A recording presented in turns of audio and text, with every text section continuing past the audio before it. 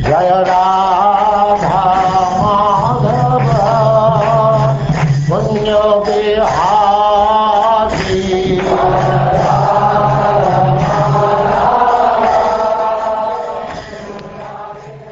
And now chapter 22, the descendants of Ajamidha.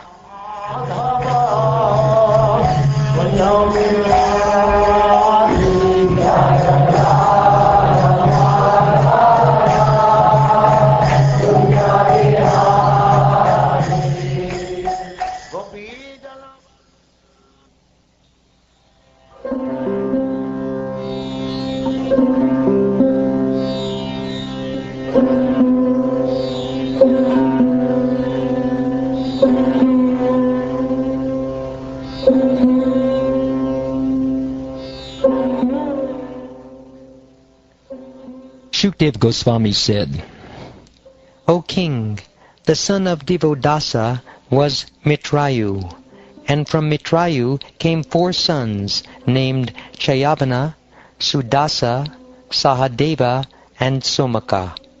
Somaka was the father of Jantu. Somaka had 100 sons, of whom the youngest was Prashata. From Prashata was born King Drupada, who was opulent in all supremacy. From Maharaj Drupada, Draupadi was born. Maharaj Drupada also had many sons, headed by Drishtadyumna. From Drishtadyumna came a son named Drishtaketu. All these personalities are known as descendants of Varmyashva, or as the dynasty of Panchala. Another son of Ajamidha was known as Riksha. From Riksha came a son named Samvarana, and from Samvarana, through the womb of his wife Tapati, the daughter of the sun god, came Kuru, the king of Kurukshetra. Kuru had 4 sons, Parikshi, Sudanu, Janu, and Nishida. From Sudanu, Suhotra was born, and from Suhotra, Chayavana. From Chayavana, Kriti was born. The son of Kriti was Uparichara Vasu, and among his sons, headed by Brihadrata, were Kushamba, Matsya, Pratyagra, and Chedipa. All the sons of Uparichara Vasu became rulers of the Chedi state. From Brihadrata, Kushagra was born.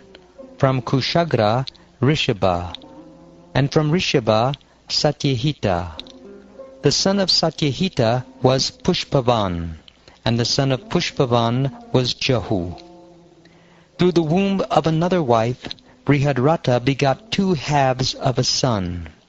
When the mother saw those 2 halves, she rejected them, but later a she-demon named Jara playfully joined them and said, "Come to life, come to life." Thus the son named Jarasandha was born. From Jarasandha came a son named Sahadeva. From Sahadeva, Somapi.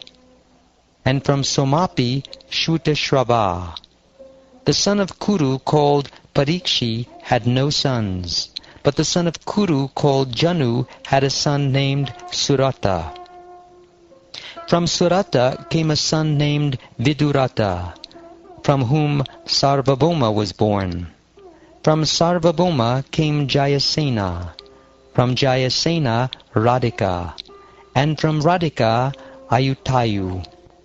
From Ayutayu came a son named Akrodana, and his son was Devatiti. The son of Devatiti was Riksha. The son of Riksha was Dilipa, and the son of Dilipa was Pratipa. The sons of Pratipa were Devapi, Shantanu, and Balika. Devapi left the kingdom of his father and went to the forest, and therefore Shantanu became the king. Shantanu, who in his previous birth was known as Mahabhisha, had the ability to transform anyone from old age to youth simply by touching that person with his hands. Because the king was able to make everyone happy for sense gratification, primarily by the touch of his hand, his name was Shantanu. Once, when there was no rainfall in the kingdom for 12 years, and the king consulted his learned Brahmanical advisers, they said, "You are faulty for enjoying the property of your elder brother. For the elevation of your kingdom and home, you should return the kingdom to him." When the Brahmins said this, Maharaj Shantanu went to the forest and requested his elder brother Devapi to take charge of the kingdom, for it is the duty of a king to maintain his subjects. Previously, however, Shantanu's minister, Ashvabhara, had instigated some Brahmins to induce Devapi to transgress the injunctions of the Vedas, and thus make himself unfit for the post of ruler. The Brahmins deviated Devapi from the path of the Vedic principles, and therefore, when asked by Shantanu, he did not agree to accept the post of ruler. On the contrary, he blasphemed the Vedic principles, and therefore became fallen. Under the circumstances, Shantanu again became the king, and Indra, being pleased, showered rains. Devapi later took to the path of mystic yoga to control his mind and senses, and went to the village named Kalapagram, where he is still living.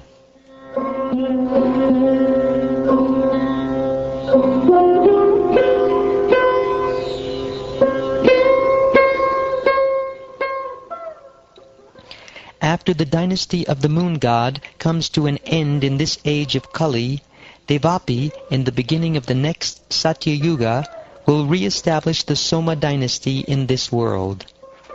From Balika, the brother of Shantanu, came a son named Somadatta, who had 3 sons named Buri, Burishravha, and Shala. From Shantanu, through the womb of his wife named Ganga, came Bhishma, the exalted, self-realized devotee and learned scholar.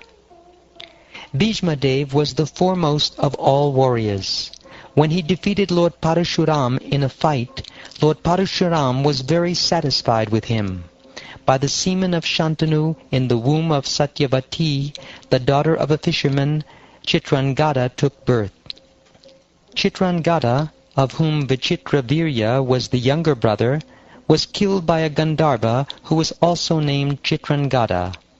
Satyavati, before her marriage to Shantanu, gave birth to the master authority of the Vedas, Vyasadeva, known as Krishna Dvaipayana, who was begotten by Parashara Muni. From Vyasadeva, I, Shukdev Goswami, was born, and from him I studied this great work of literature, Srimad Bhagavatam. The incarnation of Godhead, Vedavyas, rejecting his disciples, headed by Pila, instructed Srimad Bhagavatam to me because I was free from all material desires. After Ambika and Ambalika, the 2 daughters of Kashiraj, were taken away by force, Vichitravirya married them, but because he was too attached to these 2 wives, he had a heart attack and died of tuberculosis. Badarayana, Sri Vyasadeva, following the order of his mother, Satyavati, begot 3 sons, 2 by the womb of Ambika and Ambalika, the 2 wives of his brother Vichitravirya, and the 3rd by Vichitravirya's maidservant. These sons were Dhritarashtra, Pandu, and Vidura. Dhritarashtra's wife, Gandhari, gave birth to 100 sons and 1 daughter, O king. The oldest of the sons was Duryodhana, and the daughter's name was Dushala. Pandu was restrained from sexual life because of having been cursed by a sage, and therefore his 3 sons, Yudhishthir, Bhima, and Arjun, were begotten through the womb of his wife Kunti by Dharmaraj, by the demigod controlling the wind, and by the demigod controlling the rain. Pandu's 2nd wife, Madri, gave birth to Nakula and Sahadeva, who were begotten by the 2 Ashvini Kumaras. The 5 brothers, headed by Yudhishthir, begot 5 sons through the womb of Draupadi. These 5 sons were your uncles. From Yudhishthir came a son named Prativindya. From Bhima, a son named Shrutasena. From Arjun, a son named Shrutakirti, and from Nakula, a son named Shatanika. O king, The son of Sahadev was Shruta-karma. Furthermore, Yudhishthir and his brothers begot other sons in other wives. Yudhishthir begot a son named Devaka through the womb of Pauravi. And Bhimasena begot a son named Gatotkacha through his wife Hidimba, and a son named Sarvagata through his wife Kali. Similarly, Sahadeva had a son named Suhotra through his wife named Vijaya, who was the daughter of the king of the mountains. Nakula begot a son named Naramitra through his wife named Karenumati. Similarly, Arjun begot a son named Iravan through his wife known as Ulupi, the daughter of the Nagas, and a son named Babruvahana by the womb of the princess of Manipur. Babruvahana became the adopted son of the king of Manipur. My dear King Parikshit, your father, Abhimanyu, was born from the womb of Subhadra as the son of Arjun. He was the conqueror of all Atiratas, or those who could fight with 1,000 charioteers. From him, by the womb of Uttara, the daughter of Viradraj, you were born. After the Kuru dynasty was annihilated in the battle of Kurukshetra, you also were about to be destroyed by the Brahmastra atomic weapon released by the son of Dronacharya. But by the mercy of the Supreme Personality of Godhead, Krishna, you are saved from death. My dear King, your 4 sons, Janamejaya, Shrutasena, Bhimasena, and Ugrasena, are very powerful. Janamejaya is the eldest. Because of your death by the Takshaka snake, your son Janamejaya will be very angry and will perform a sacrifice to kill all the snakes in the world. After conquering throughout the world, and after accepting Tura, the son of Kalasha, as his priest, Janamejaya will perform Ashvamedha Yagyas, for which he will be known as Turaga Medashat. The son of Janamejaya, known as Shatanika, will learn from Yajnavalkya the 3 Vedas and the art of performing ritualistic ceremonies. He will also learn the military art from Kripacharya and the transcendental science from the sage Shonaka.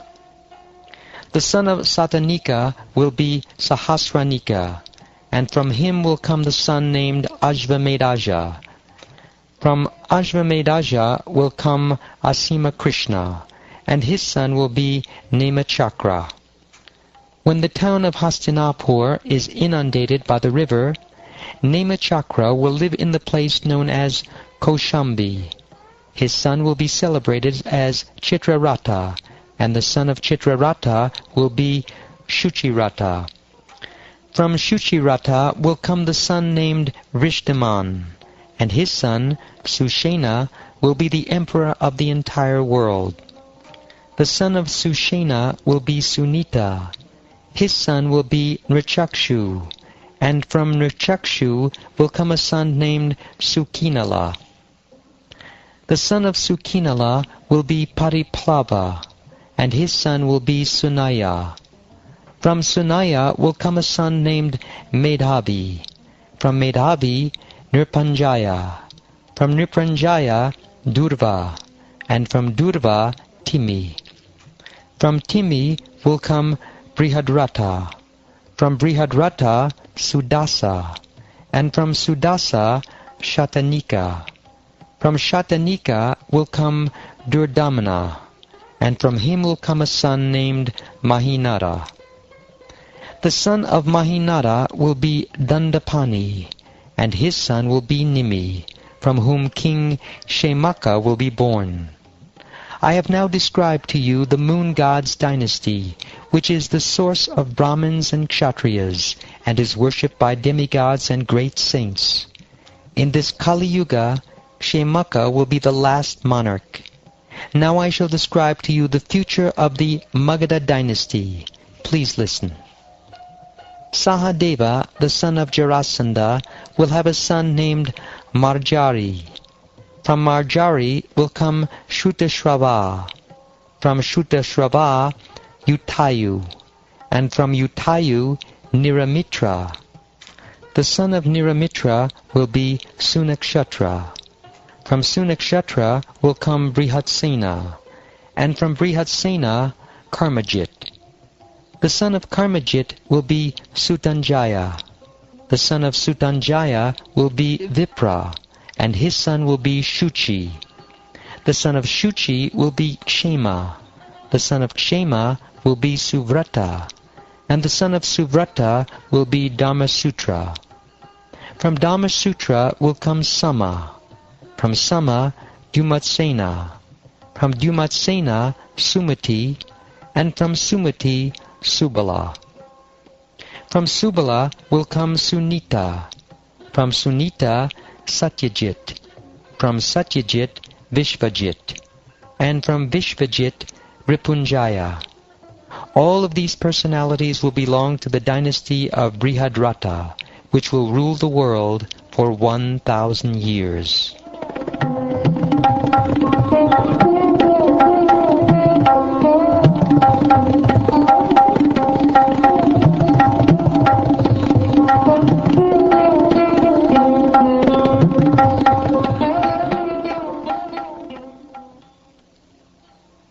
Thus ends the 22nd chapter of the 9th canto of the Srimad Bhagavatam, entitled The Descendants of Ajamidha.